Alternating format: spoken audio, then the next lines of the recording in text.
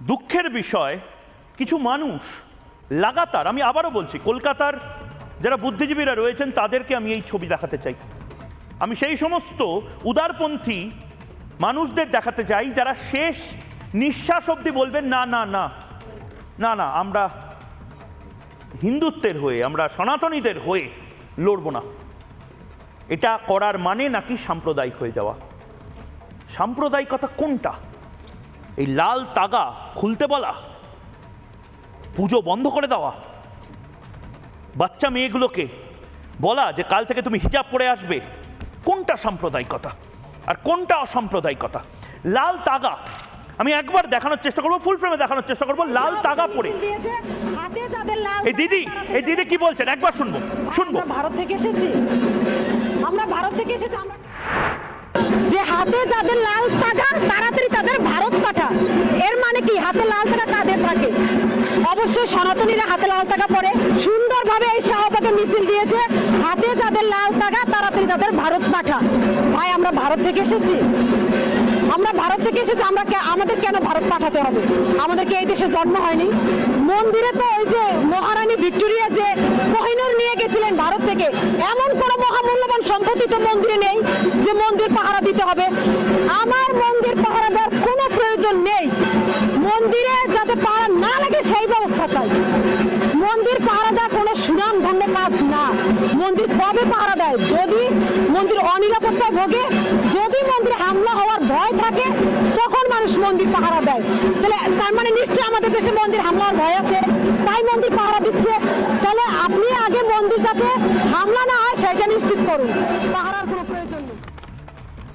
আমি আবারও বলছি, গোটা পৃথিবীর যারা সনাতনীরা রয়েছেন তারা গর্জে উঠুন, কারণ এরকম এই দিদি যে হাতে লাল তাগা খুলতে বলা হয়েছে, ঠিক এরকম একটি ঘটনা যদি অন্য সম্প্রদায়ের কোনো মানুষের সাথে লেবাননে, সিরিয়ায়, আফগানিস্তানে, লন্ডনে, আমেরিকায়, ইটালিতে, জার্মানিতে যদি হতো, তাহলে গোটা বিশ্ব হায় হায় হায় হায় একই হলো করতে শুরু করে দিত। ভারতে যদি সংখ্যালঘুদের সাথে এরকম কোনো ঘটনা ঘটতো, গোটা পৃথিবী বলতে শুরু করে দিত দেখো ভারতবর্ষ কি ভয়ঙ্কর খারাপ অবস্থা। আর বাংলাদেশে যে জিনিসটা হচ্ছে, বাংলাদেশের হিন্দুদের সাথে যে জিনিসটা হচ্ছে, হিন্দুদের জানমালের দাম নেই নাকি? হিন্দুদের কি প্রাণের দাম নেই? হিন্দুদের জীবন এত সস্তা?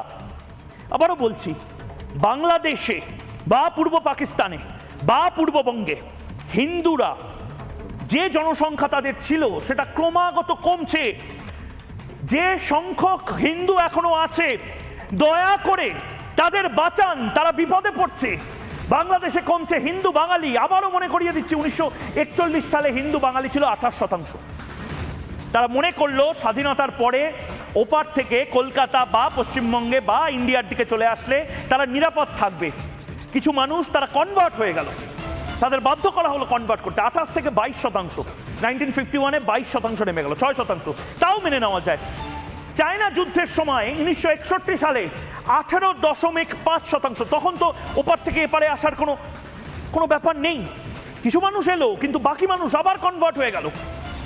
এরপরে বাংলাদেশ তৈরির আগে, মুক্তিযুদ্ধের সময় এবং তারপরে 74 সালে 13.5, ভাবুন 28 ছিল, 28 থেকে 13.5-এ।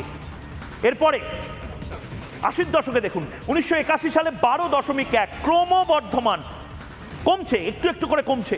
1991 সালে 10% গিয়ে ঠেকলো, 12% ছিল 80-র দশকে।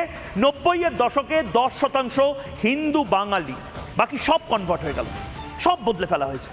মানে একটা দেশ, সেই দেশে শুধুমাত্র এক সম্প্রদায় থাকবে, আর বাকি সম্প্রদায় তারা second class citizen, third class citizen. কেন হে? দেশটা কারোর বাবার নাকি? দেশটা হিন্দুদের, দেশটা বৌদ্ধদের, দেশটা মুসলমানদের, দেশটা জৈনদের, যে দেশটা পারসিকদের, সবার দেশ বাংলাদেশ। 2001 সালে 9.2, 10 থেকে 9 নামলো।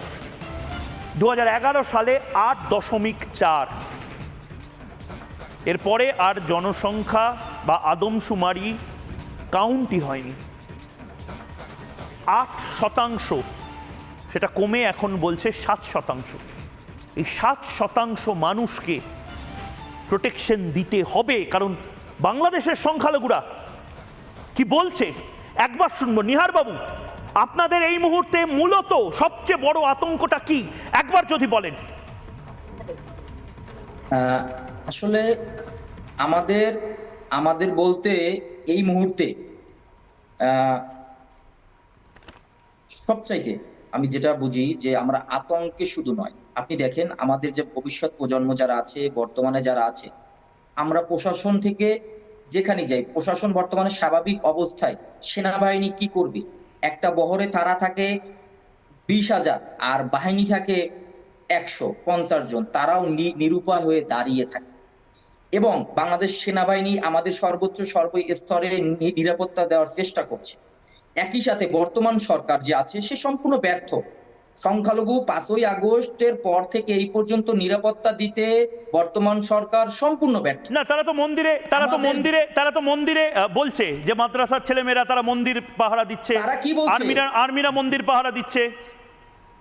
কোথায়? আপনি একটি ফটো তুলে তারা চলে যাচ্ছে, আমার মন্দির আমাকে পাহারা দিতে দিন। কেন মন্দির, কেন আমার পাহারা দিয়ে পূজা করতে হবে? মন্দিরে কেন পাহারা লাগবে? তাদের যদি মসজিদে পাহারা না লাগে, বৌদ্ধ প্যারাগোতে কেন পাহারা লাগবে? খ্রিস্টানদের গির্জায় কেন পাহারা লাগবে? হিন্দুদের মন্দিরে কেন পাহারা লাগবে? যদি অসাম্প্রদায়িক বাংলাদেশ হয়ে থাকে, আমার প্রশ্ন সেই সব সুশীল সমাজের কাছে যে আমরা বলি অসাম্প্রদায়িক বাংলাদেশ। অসাম্প্রদায়িক যদি বাংলাদেশ হয়ে থাকে তাহলে ভাই আপনার মসজিদ তো পাহারা দেওয়া লাগে না। আসলে বর্তমান এমন অবস্থা, এই যে আমার কিছুক্ষণ আগে মসজিদও এখন নিরাপদ নয়, মন্দিরও এখন নিরাপদ নয়, গির্জাও এখন নিরাপদ নয়, বৌদ্ধ মন্দিরও এখন নিরাপদ নয়, মাজারও তারা ভেঙে ফেলছে। মানে বাংলাদেশ একটা কথা বলুন তো, আমাকে একটা কথা বলুন তো, অনেক দা আমাকে একটা কথা বলুন। আমার তো মাঝে মধ্যে ভয় লাগছে বাংলাদেশ এই নামটা আবার উর্দু দেশ হয়ে যাবে না তো, যেভাবে নাম বদলের হিড়িক হচ্ছে। কোনোদিন একদিন শুনবো যে অনিকদা এখন উর্দু দেশ থেকে বসেছে। মোহাম্মদ আলী জিন্নার মৃত্যু দিবসে আপনারা যা সেলিব্রেশন করছেন দেখছি, মাঝে মধ্যে মনে হচ্ছে আপনাদের পাকিস্তানের সাথে যুদ্ধ করতে হয়েছিল স্বাধীনতার জন্য, না ভারতের সাথে যুদ্ধ করতে হয়েছিল। মাঝে মধ্যে মনে হচ্ছে ভারতবর্ষ বোধহয় আপনাদের সবচেয়ে বড় শত্রু হয়ে গেল, ইন্দিরা গান্ধী বোধহয় সবচেয়ে বড় শত্রু হয়ে গেল আপনাদের, ভারতীয় সেনা যারা মুক্তিযোদ্ধাদের ট্রেনিং দিয়েছিল তারা বোধহয় সবচেয়ে বড় শত্রু হয়ে গেল। এটা কি নতুন বাংলাদেশ বা নতুন আফগানিস্তানে পরিণত হচ্ছে অনিক ভাই?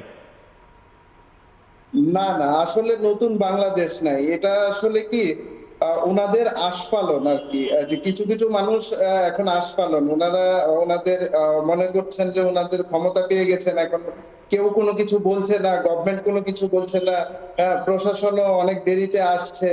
তো তারা মনে করতেছে যে আসলে আমরা একটা মানে সোনার ডিম পাড়া হাঁস পেয়ে গেছি, তো আমি একবার এই কেটে খেয়ে ফেলবো আর কি, এই ধরনের একটা সিচুয়েশন মানে তারা মানে ভাবতে চাচ্ছে। আর উর্দুপন্থীদের যে কথা বললেন, তো এই উর্দুপন্থী জনগণ যারা আসলে লাফাচ্ছে, এই যে ঘটনাটা ঘটলো, সেটা আসলে আমরা আসলে যে বাঙালি সত্তা যে জন্ম হলো, যে 52 যে ভাষা আন্দোলন, যারা শহীদ হয়েছেন, রফিক, সালাম, বরকত, জব্বার, যারা শহীদ হয়েছেন, আসলে তাদের সাথে এটা একটা মানে প্রহাস করার মতো একটা বিষয় হয়ে গিয়েছে। এবং মানে আমি নিজে একজন বাঙালি হিসাবে, একজন বাংলাদেশী হিসাবে আমি আসলে লজ্জিত, আমি বিব্রত যে এই ধরনের প্রোগ্রাম বাংলাদেশে কেন হবে। শুধু আপনি লজ্জিত হয়ে লাভ নেই, আপনি লজ্জিত হয়ে লাভ নেই, গোটা পৃথিবীর যারা বাঙালিরা রয়েছে তাদেরকে আমি দেখাতে চাই এরপর যে কি ভয়ঙ্কর প্রবণতা, কি ভয়ঙ্কর প্রবণতা বাংলাদেশে শুরু হয়েছে। বাংলাদেশে নাকি দুর্গাপুজো করতে দেবে না, বাংলাদেশে মন্দিরে ফতোয়া জারি হচ্ছে, দুর্গাপুজো করতে গেলে টাকা নেওয়া হবে। এবার নাম পরিবর্তন, আমার তো মাঝে মধ্যে ভয় লাগছে বাংলাদেশের নাম না এবার উর্দু দেশ করে দেওয়া হয়। মোহাম্মদ ইউনুস হয়তো একদিন সকালবেলা বললেন আমাকে আমেরিকা বলেছে আজকে থেকে বাংলাদেশের নাম উর্দু দেশ, আজকে থেকে আমরা সবাই পাকিস্তানি। ভয় লাগছে আমার এইসব সমস্ত কিছু দেখে, বাংলাদেশের মানুষও রেগে যাচ্ছেন। একবার দেখব নাম পরিবর্তন, সেই নাম পরিবর্তনের জন্য কতটা ভয়ঙ্কর ভাবে এখন ক্যাম্পেইন শুরু হচ্ছে বাংলাদেশে, দেখি একবার। আশেপাশে গ্রামের নামগুলো আমি জানি না, আলেমরা এখানে আছেন। শেষের পুর থাকবে, আগে হয়তো মোহাম্মদপুর, না হলে আহমদপুর, যে কোনো একটা লাগানো উচিত। কথা ঠিক না বেঠিক? শুধু তাই নয়, নাম বদল শুধু নয়। আপনারা বলছেন না যে বাংলাদেশ খুব ভালো আছে, আমি চ্যালেঞ্জ করছি, আমি আবারও বলছি, বাংলাদেশের মানুষকে আমি বলছি, এই মুহূর্তে গোটা বাংলাদেশের মানুষ যারা আমাকে দেখছেন, যারা গোটা পৃথিবী থেকে জবাব চায় বাংলাদেশের, তাদেরকে বলছি, ময়ূক আপনাদের শত্রু নয়। ময়ূক সংখ্যালঘু সংখ্যাগুরু তাদের শত্রু নয়। ময়ূককে যা ইচ্ছা বলতে পারেন, কিন্তু এই জিনিসটা আপনারা বাংলাদেশে থেকে আটকান।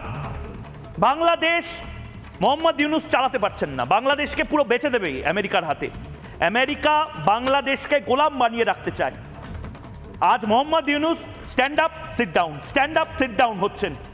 কাল বাংলাদেশের প্রত্যেকটি মানুষকে ওঠো বসো। সেন্ট মার্টিনস আইল্যান্ডে আপনারা যেতে পারেন না, মাওয়া ঘাটে রাত্রে যেতে পারেন না, এরপরে মাওয়া ঘাটটাও হয়তো আমেরিকানদের দিয়ে দেবে। জাতীয় সঙ্গীত বদলে ফেলার কথা বলা হচ্ছে। দেখুন, জাতীয় সঙ্গীত আপনাদের বদলে ফেলবেন আপনারা কি তৈরি করতে চান? নতুন আফগানিস্তান তৈরি করতে চান বাংলাদেশকে? দেখুন, এদেশের জাতীয় সঙ্গীত বাতিল করতে হবে। জাতীয় সঙ্গীতে ঠাকুর যতবার বলেছে ওমা তোমার আকাশ তোমার বাতাস, ততবার ঠাকুর কালিমাকে বলেছে ও কালিমা তোমার আকাশ তোমার বাতাস। আমি 32 বছর থেকে বলে আসছি, আকাশ আল্লাহ, জমিন আল্লাহ, বাতাস আল্লাহ। কখনো মুসলমানের সন্তানের মুখ দিয়ে এই সঙ্গীত বের হতে পারে না, অসম্ভব। ওমা তোমার আকাশ তোমার বাতাস, ওমা বলার মানে নাকি মা কালীকে ডাকা। মানে এই অশিক্ষা আমরা কোন পকেটে রাখবো? পকেটে রাখবো, কোটের পকেটে রাখবো, প্যান্টের পকেটে রাখবো? এই অশিক্ষা কোথায় রাখবো? এই অশিক্ষিতদের যদি বাংলাদেশের মাথায় আপনারা বসিয়ে ভাবেন যে দারুণ হলো, আপনারা সোনার বাংলাদেশ পেলেন। No sir. মোহাম্মদ ইউনূসকে প্রশ্ন করুন বাংলাদেশিদের হয়ে। আমাকে বহু বাংলাদেশি ফোন করে, বাংলাদেশের বহু মানুষ রিপাবলিক বাংলাকে চিঠি পাঠায়, মেল করে।